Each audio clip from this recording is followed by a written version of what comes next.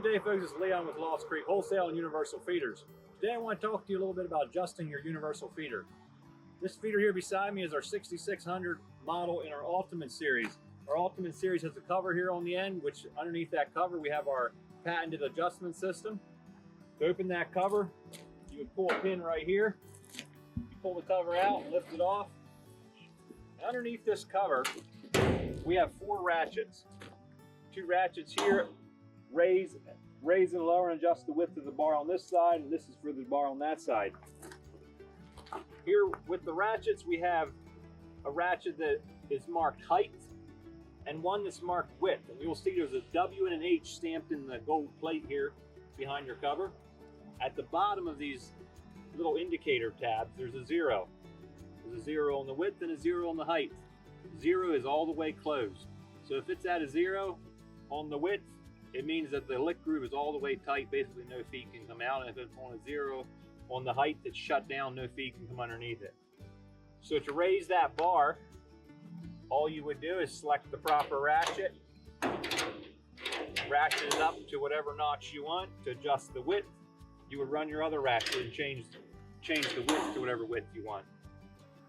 When making adjustments, and we'll talk about this in another video, but when making adjustments, don't overreact with these handles. Very small adjustments can make a very big difference in how much feed that animal is able to access.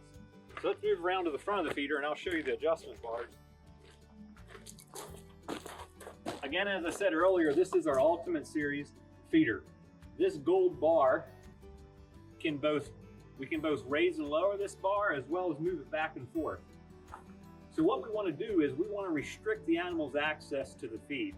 So this being a saliva lick feeder, the goal is that we can have this feeder full, the animal will have 24/7 access to it, but we can control how much feed that animal can consume.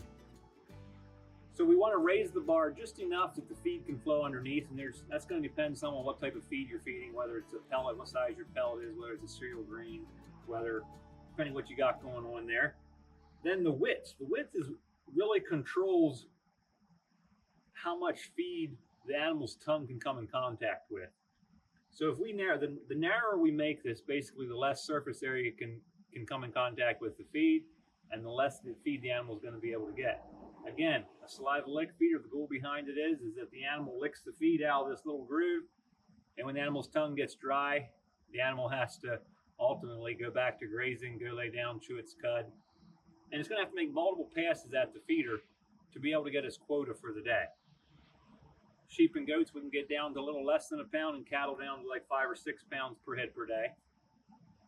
Again, there's a lot of variables. There's a chart on the end of the feeder that gives you a place to start when making your adjustments. And again, that is just a place to start. It's best to start with safe feed like soy hull pellets and acclimate your animals onto it. For tips on starting your animals on the feeder, check out our video on starting your stock on a universal feeder, and there we'll tell you a little bit about what feeds work best and such like.